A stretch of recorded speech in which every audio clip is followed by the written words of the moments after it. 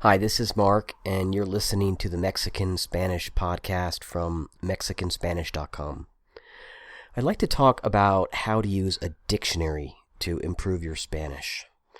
And what I have to say about this might be surprising. Let me tell you about the last time that I bought a Spanish dictionary. It was a Spanish-English dictionary. I think the publisher was Larousse. It was one of these very thick ones, choncho, as we say here in Mexico. Half of it English to Spanish, the other half Spanish to English. And I started noticing something interesting over time. I never ended up consulting this book. I turned out not to need it. And I think if you understand how to improve your language skills, you'll see why. Well, let me give you an example. Let's say that there's an idea that you need to express.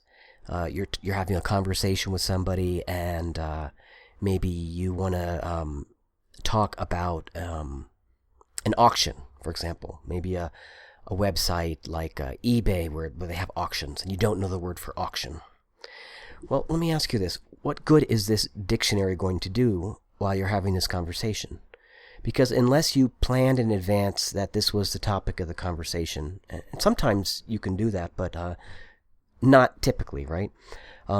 Having this dictionary doesn't help you. You cannot stop a typical conversation and say, hang on, I need to go to my dictionary and look up this word that I don't have in my vocabulary. So what do? Well, here's what a good language learner does. You find another way using the vocabulary you already have to express this same idea, right?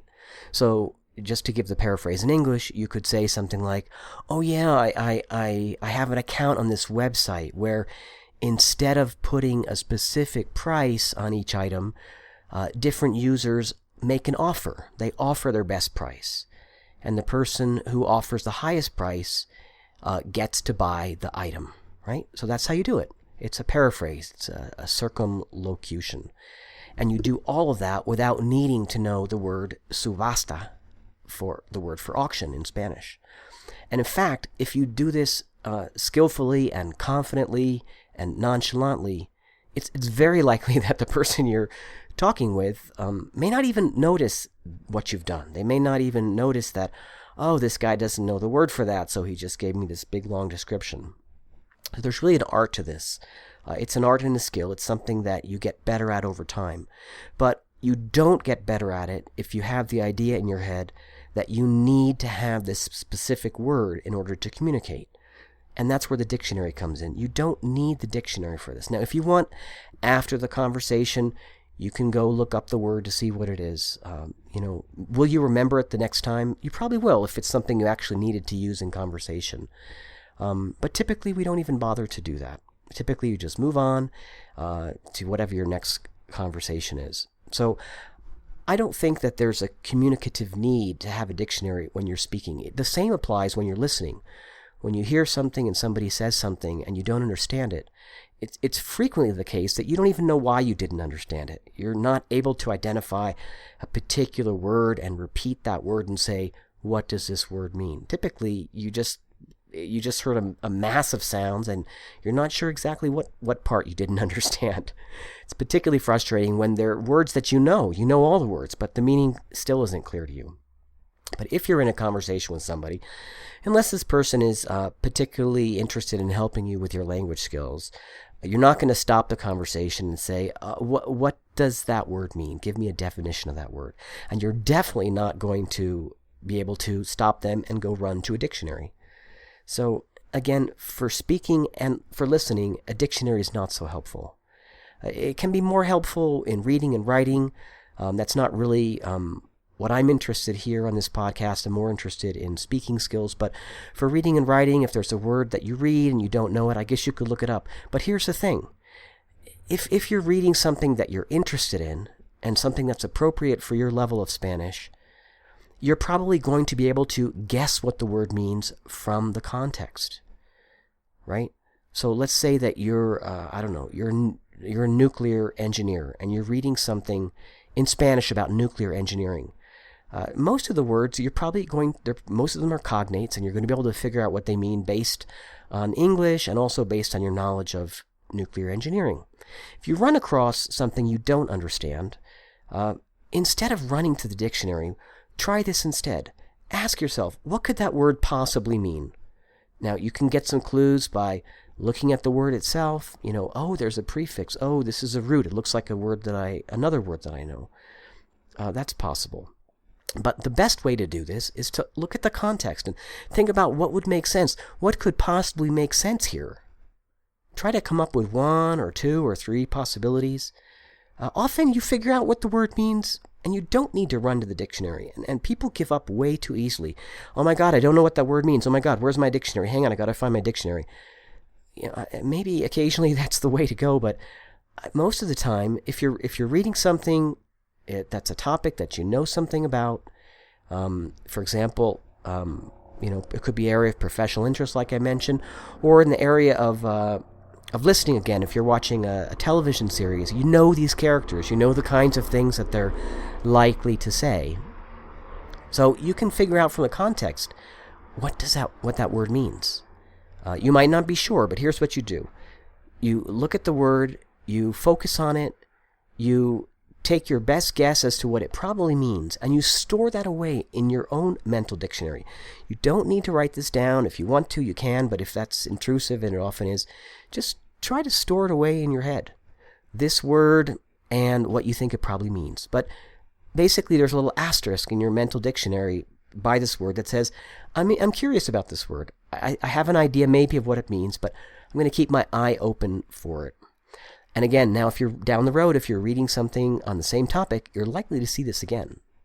It depends on what kind of word it is. If it's sort of a word related to a semantic area, a subject, then maybe you'll see it again when you're reading the same subject. If it's something that's a more generic word that could come up in other contexts, you might see it somewhere else. But it's on your list of words that you're curious about.